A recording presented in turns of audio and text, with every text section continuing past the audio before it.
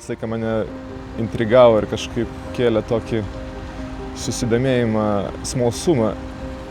Atrodė toks, tarsi kažkoks taip slaptas, niekam nežinomas būdas, kaip kažkokią tai atskleisti supergalę žmogaus. Ir tas smalsumas kažkaip per metus peraugo į tokį norą turbūt pačiam tą išbandyti, kažkaip atrasti giliau, pažinti. Esu Jeronimas Krivickas, esu baleto šokėjas, šoku Lietuvos nacionaliniam operos ir baleto teatre ir jau neužilgo už porą savaičių pradėsiu naują sezoną Šveicarijai, Bežaro trupėje.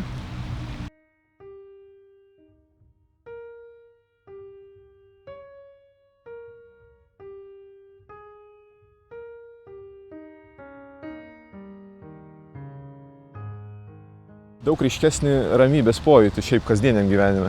Ir tai galiu pasakyti dėl to, kad esu šiaip iš esmės toks nerimastinga persona, linkusi viską per daug jautriai reaguoti, stresuoti dėl daug įvairių tokių kasdienių dalykų, tai tas tikrai labai jaučiasi.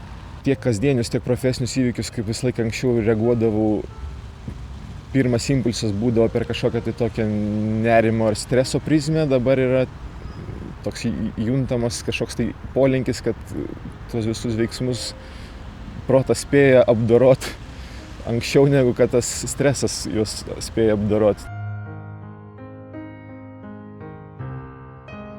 Trauka kūrybai turbūt ir yra tas didžiausias įkvėpėjas. Ir dvasinio tokio, ir asmeninio, ir profesinio augimo paieškos turbūt yra. Ir pajutau, kad tiesiog atėjo laikas kažkokiam naujam žingsniui, kad tam, kad progresuoti, reikia kažkur tai judėti link.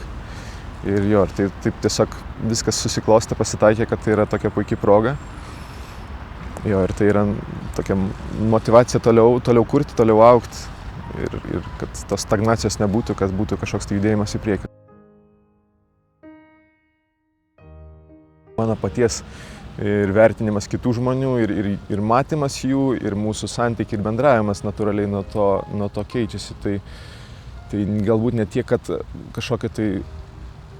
gaunu kažkokius pastebėjimus iš aplinkinių, bet pats turbūt labiau jaučiu, kaip man jie akise tarsi keičiasi, nors ne jie keičiasi, o mano perspektyva juos keičiasi. Žmogus, kuris tokį, jeigu taip liaudiškai pasakyti, žmogus, kuris tvirtą pagrindą po kojom turi. Bet taip jau moralinė ir vertybinė, dvasinė prasme turbūt toks, kur tas stabilumas ir moralinis, ir dvasinis, jisai labai ryškiai matosi ant žmogaus, o kaip vis laikas sako, ypač po mūsų profesiją, kai žmogus išeina į sceną, jis yra nuogas. Dėl to, kad iš karto tiesiog matosi žmogaus vidus, koks jis yra, kai jis išeina į sceną. Ir jeigu tos visos dvasinės moralinės vertybės jos yra po žmogų, tu iškart jas pastebi kaip žiūrovas,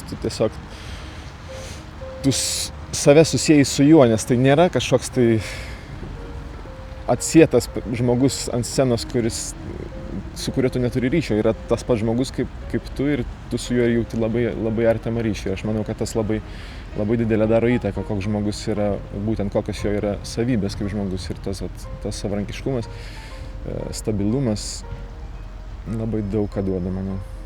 Iš tokios padidėjusios, kaip sakiau, ramybės aš matau tokius pokyčius tiesiog mano elgsenai. Aš suprantu, kad tai vis tiek turi didelį potencialą ir turi kur augti.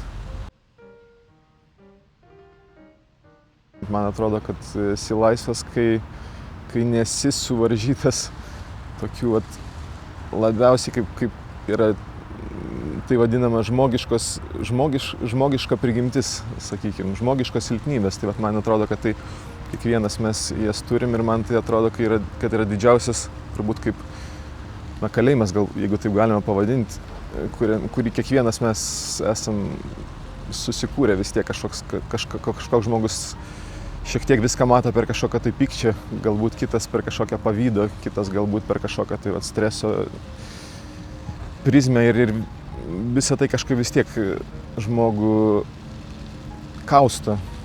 Ir aš manau, jeigu tu vis tiek gyveni tokiam sukaustytam savo sukurtam kalėjime, tai va čia yra didžiausia nelaisvė. Ir aš manau, kad žmogus tampa laisvas, kada galiausiai jisai sugeba iš tų pančių savo sukurtų kažkaip išsilaisvinti. Ir tada galima kurti visas kitas laisvės, man atrodo, bet tai yra pati pirminė laisvė.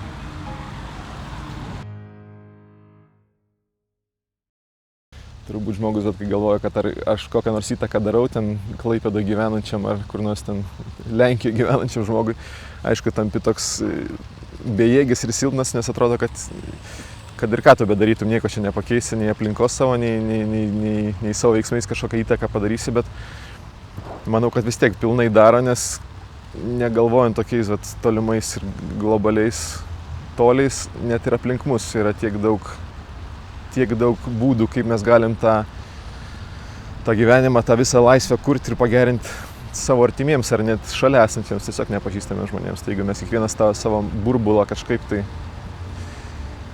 jam gerą įtaką darysim, tai ir tame burbule esantis žmonės atsidūrė šiandien čia, rytoj ten, vis tiek jaus tą tavo kažkokią tai indėlį pozityvų.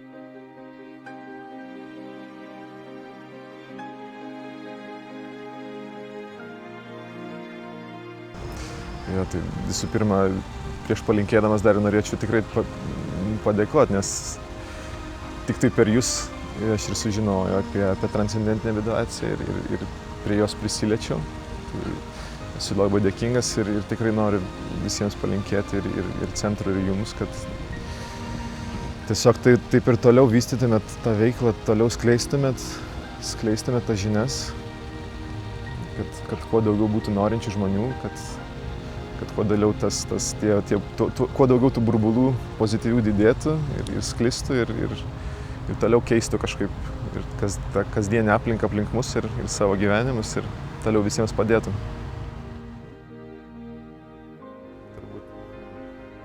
Gerai, tai tau labai ačiū, aš žinau, kad tu šiandien išvažiuoji, vis tiek jau lagaminų nuotaika. Jau senai lagaminų.